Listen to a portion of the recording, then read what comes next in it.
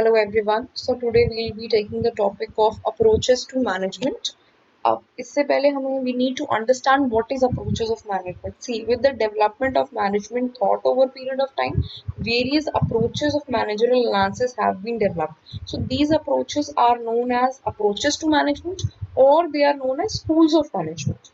Right जैसे जैसे हमारा जैसे जैसे टाइम पीरियड हमारा आगे बढ़ा we have different thoughts related to management अब वो जो डिफरेंट थॉट प्रोसेस हैं हम उन्हें ही अप्रोचेस टू मैनेजमेंट कहते हैं या फिर स्कूल्स ऑफ मैनेजमेंट कहते हैं नाउ अगर हम इन स्कूल्स ऑफ मैनेजमेंट को डिवाइड करना चाहें तो we can divide it into three parts हम थोड़ा सा ब्रीफली करेंगे इसे we can divide into three parts. First is your classical approach, second is neoclassical approach and third is modern approach.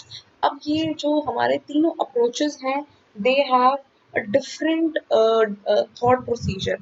अब इनका जो different thought procedure है उसमें क्या categorization है हम वो भी देखेंगे. अगर आप क्लासिकल अप्रोच की बात करते हैं तो क्लासिकल अप्रोच को भी हमने फर्दर थ्री पार्ट्स में डिवाइड किया हुआ है. First is scientific management, second is administrative principles and third is bureaucratic organisation. Now what is classical approach? Classical school represented the first major systematic approach to management thought. It was distinguished by its emphasizing on finding the way to get the work of each employee done faster. It is primarily based upon the economic rationality of employees.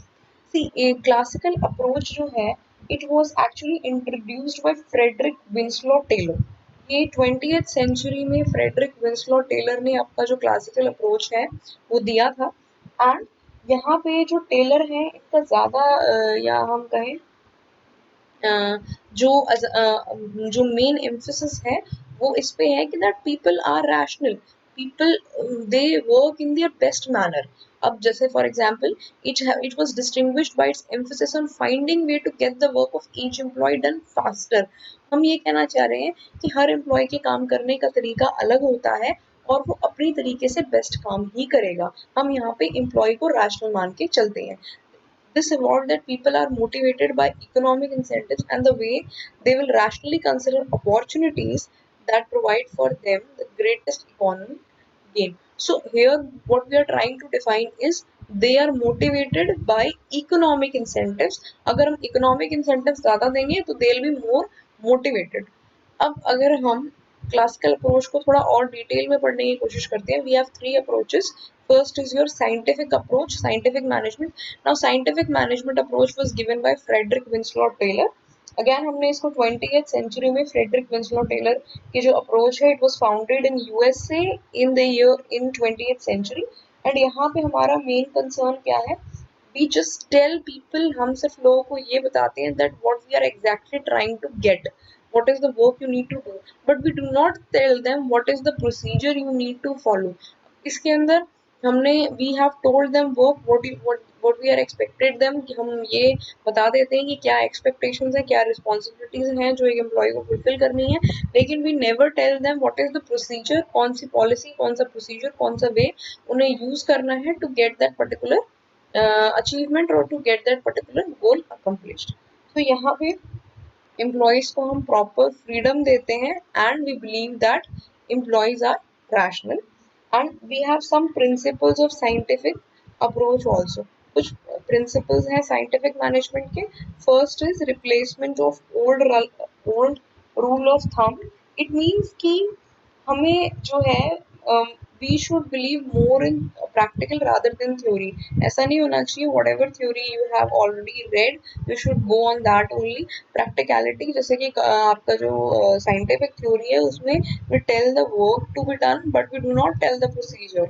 So here replacement of old thumb rule बताता है कि हमें जो भी theoretical part है उसे छोड़ के हमें जो प्रैक्टिकल पार्ट है उसके ऊपर ज़्यादा एम्फोसाइज करना है. Now next is your scientific selection and training of workers. See, यहाँ पे we are more focusing on the technological part with the knowledge of the employees. We are more emphasizing जो organized knowledge है अगर वो होगी तो ही हम rule of thumb को replace कर सकते हैं. तो we are more emphasizing here on knowledge and scientific understanding, technological know-how of the employees.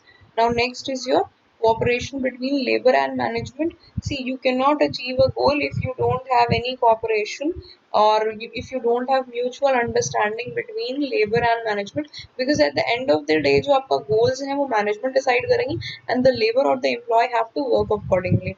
So there should be mutual understanding, mutual cooperation among them.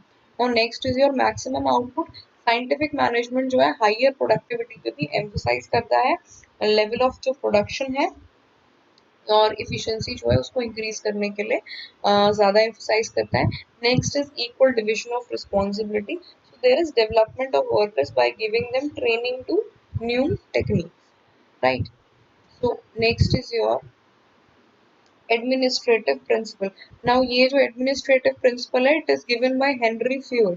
Henry Fayol ने, he was a French industrialist जिन्होंने administrative theory है उस पर ज़्यादा काम किया है, emphasis किया. सी बेसिकली एडमिनिस्ट्रेटिव थ्योरीज में हम अगेन इसको जब हम पढ़ते हैं तो हम मैनेजरल जो पार्ट है या मैनेजरल अप्रोचेस है उसको हम 3 पार्ट्स में डिवाइड करते हैं. First is managerial qualities, second is see managerial qualities की हम सबसे पहले बात करते हैं. तो मैनेजरल क्वालिटीज में जो फिजिकल क्वालिटी है या मेंटल क्वालिटी है या मॉरल क्वालिटी है या एजुकेशनल क्वालिटी है, हम इन सब की बात करेंगे. और we need to emphasise on elements of management also. So आपका जो एडमिनिस्ट्रेटिव प्रिंसिपल्स है ये आपके एलिमेंट्स ऑफ मैनेजमेंट पे भी बात करता है. एलिमेंट्स ऑफ मैनेजमेंट का क्या मतलब है? Planning, organising, then commanding, then coordinating, then controlling and staffing.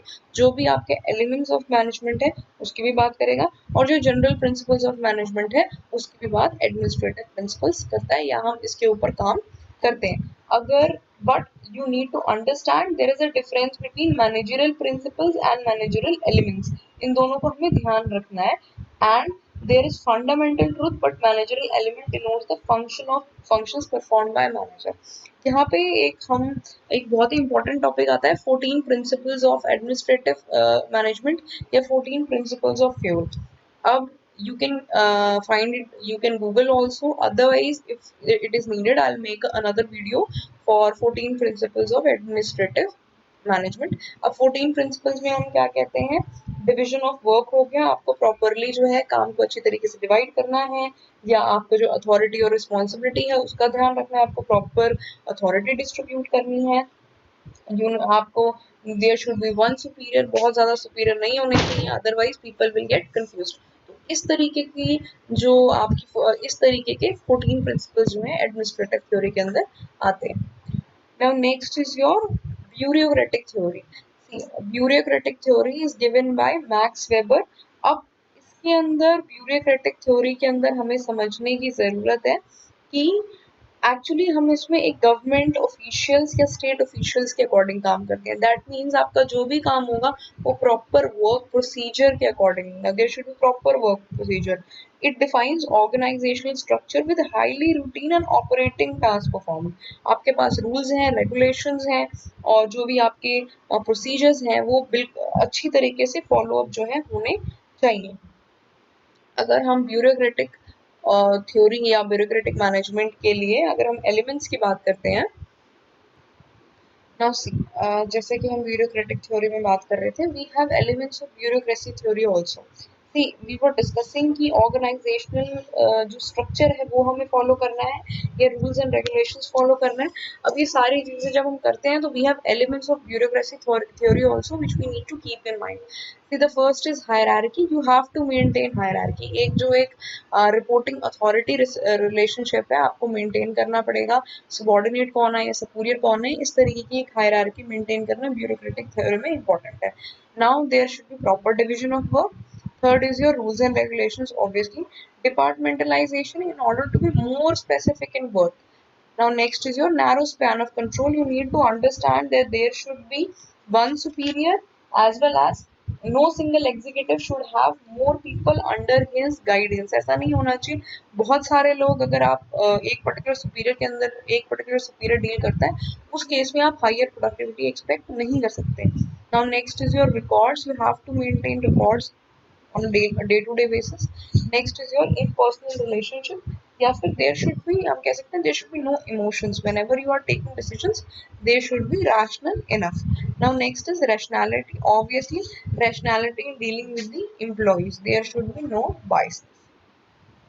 So this was up to classical approach. In the next video, we'll be dealing with new classical as well as your modern theory.